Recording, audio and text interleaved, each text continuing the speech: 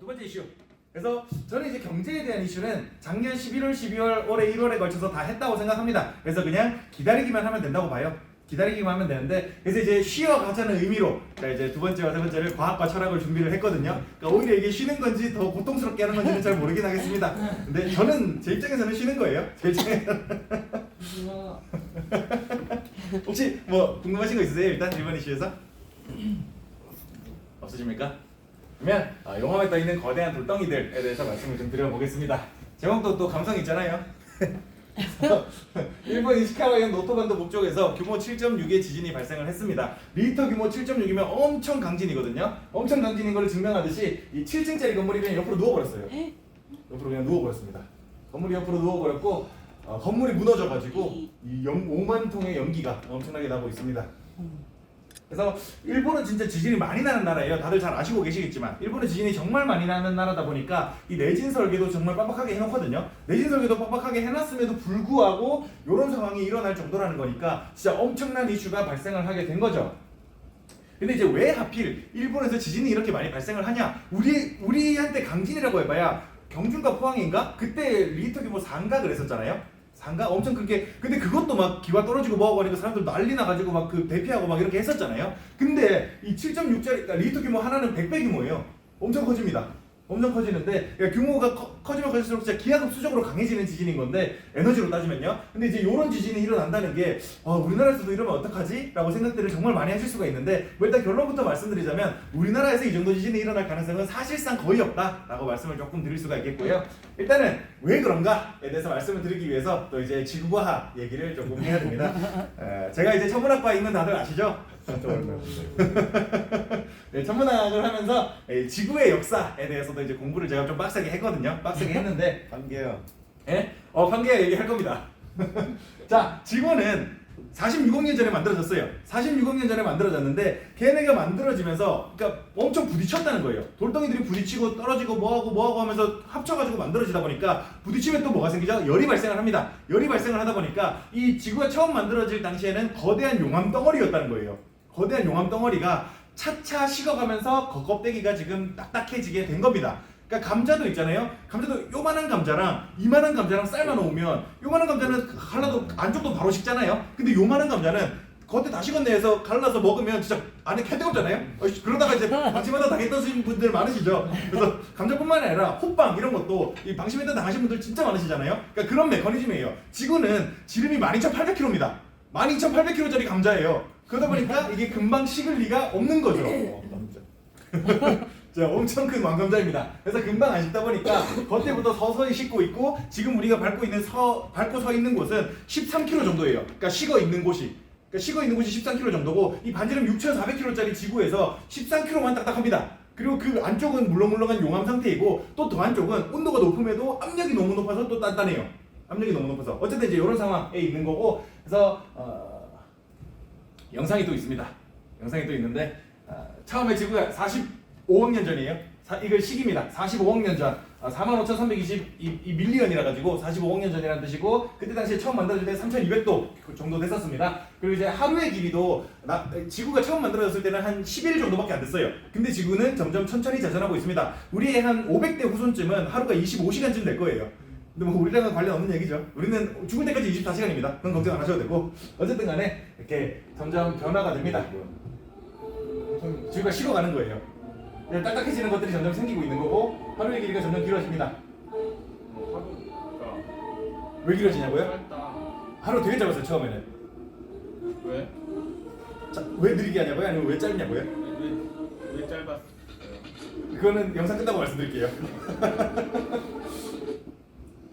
궁금하신 게 진짜 많이 생기실 건데 그거 다 설명드리려면 제가 오늘 집에 못 가거든요. 빨리 들었나 보다. 빨리 돌렸어요. 빨리 돌린 거예요.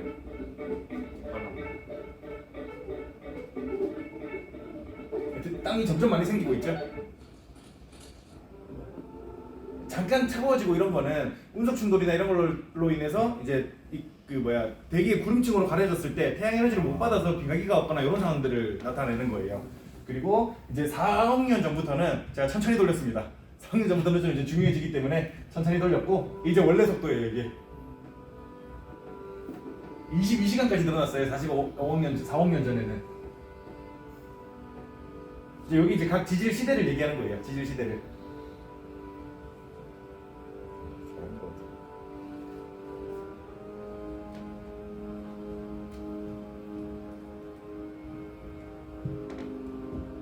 이때가 이제 아까 말씀하신 판게아입니다.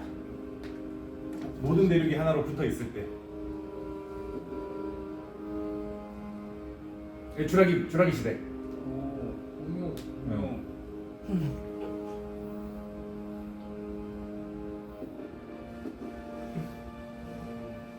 나이스 좀. 중생대예요. 중생대라는 뜻이에요.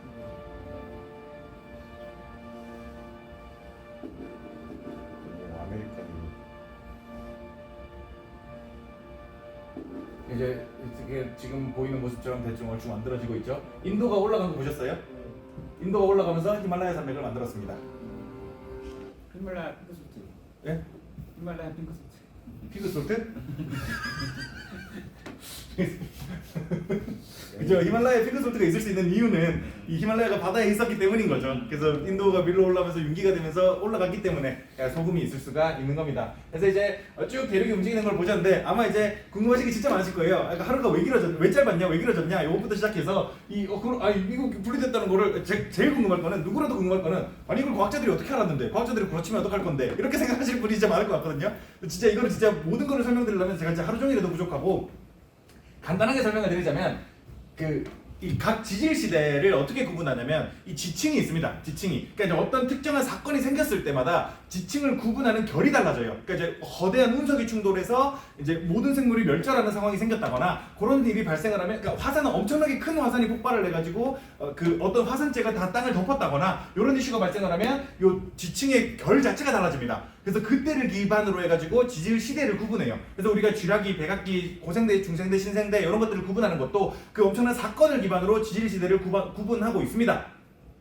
근데 이제 모든 땅에는 지층이 있을 거잖아요. 그 지층이 있는 것들을 다 조사를 해보니까 여기에 있는 어떤 시대의 지층과 여기에 있는 어떤 시대의 지층이 생물 화석이 일치하는 거예요. 생물 화석이 일치한다는 걸 통해 가지고 와 여기는 옛날에 붙어 있었구나 라는 것을 알 수가 있는 거죠. 마찬가지로 이 캐나다 지역하고 유럽 지역의 산맥 라인이 또 일치를 하는 곳이 있습니다.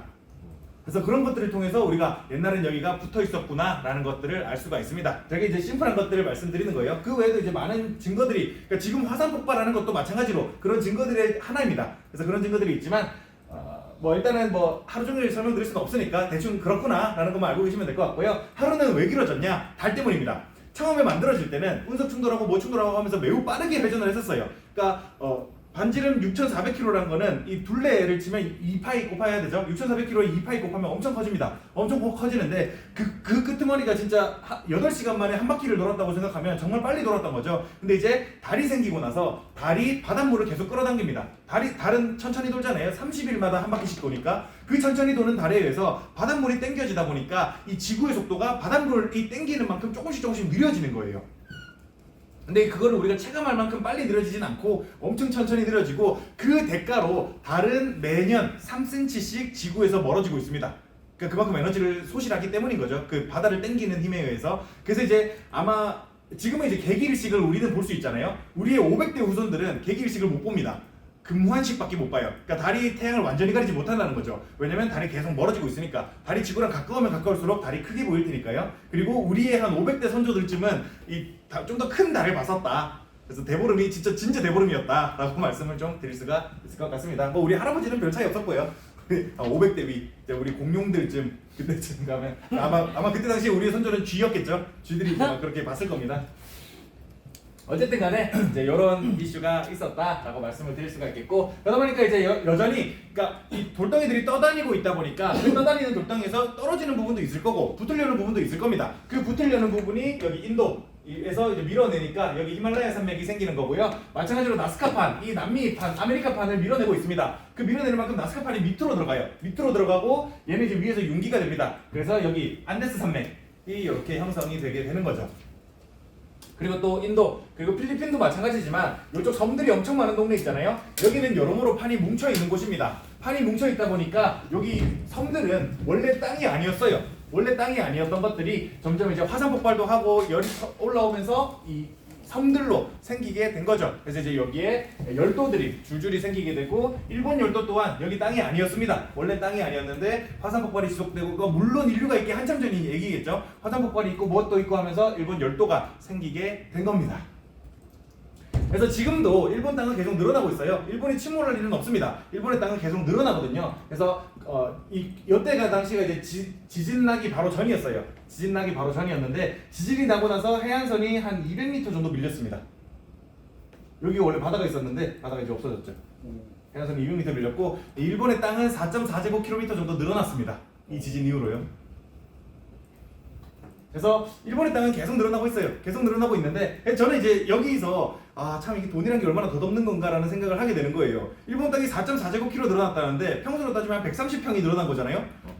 130평이 지금은 아무 쓸모없는 땅이겠지만 이게 이제 세대를 거치고 우리 고조 때 자손들쯤에는 여기도 이제 쓸만한 땅이 되겠죠. 풀도 자라고 뭐하고 하면서 지금은 이제 소금밭에다가 아무 쓸모없는 땅이지만 언젠가 그게 쓸만한 땅이 됐을 때는 여기의 가치가 좀 더 높아지게 되겠죠.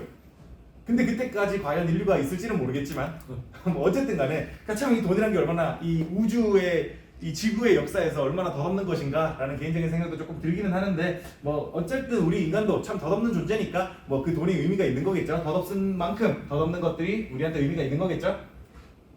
어쨌든 간에 일본에서는 이 판이 이렇게 존재를 하다 보니까 한간에 밀어내는 활동들이 많이 있으면서 지진이 정말 많이 발생을 하고 화산 또한 많이 있을 수밖에 없습니다. 근데 이제 구조가 유라시아 판이 이렇게 있다 치면 이 필리핀 판이 이렇게 안으로 들어가거든요. 이렇게 안으로 들어가는 구조로 되어 있습니다. 안으로 들어가는 구조가 되어 있는데 이렇게 안으로 들어가면서 일본 열도는 요쯤에 있어요.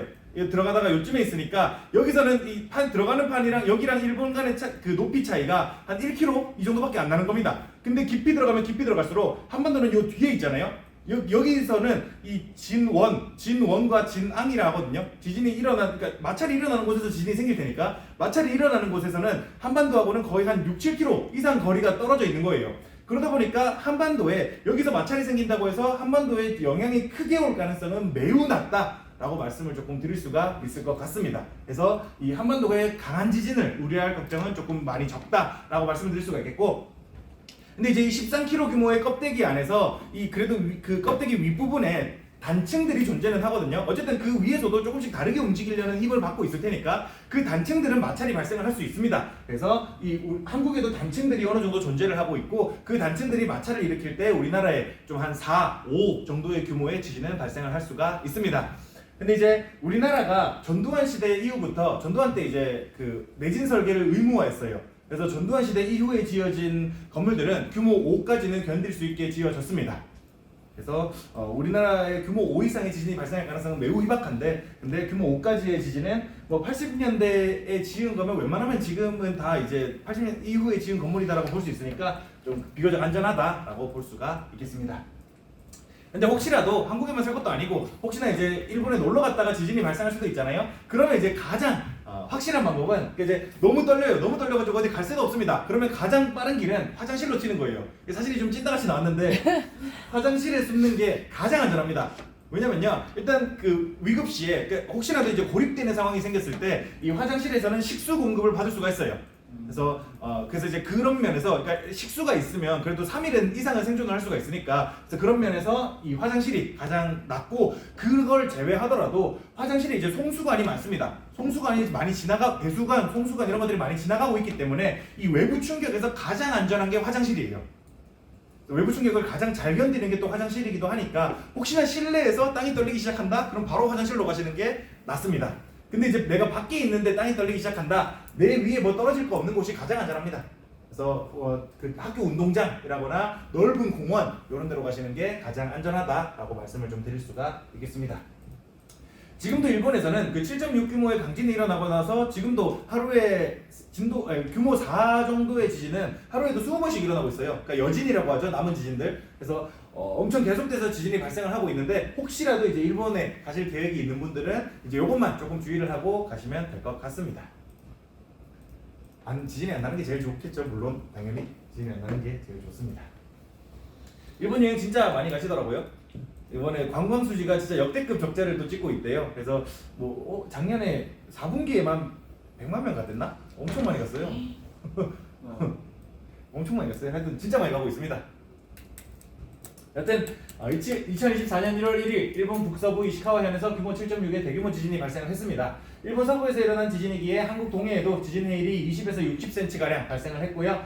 지구는 46억 년 전 처음 만들어진 이후로 먼저 식은 표면 돌덩이가 용암위를 떠다니고 있는 모양이다 라고 말씀을 드릴 수가 있겠고, 떠다니는 돌덩이들이 부딪히거나 떨어지는 지역에서 화산 폭발, 지진 등의 지질 현상이 발생을 합니다. 일본 열도는 태평양판과 유라시아판, 북미판, 필리핀판이 겹치기에 지질 활동이 매우 활발하고요. 애초에 판의 활동으로 인해 생긴 섬이니 앞으로 열도의 크기는 더 커질 가능성이 높습니다. 한국은 단층만 존재할 뿐 판 활동이 있는 곳은 아니기 때문에 일본 열도보다는 비교적 안전하다라고 말씀을 드릴 수가 있습니다. 혹시 궁금하신 거 있으실까요? 좀 쉬어가는 타임이 됐나요? 네.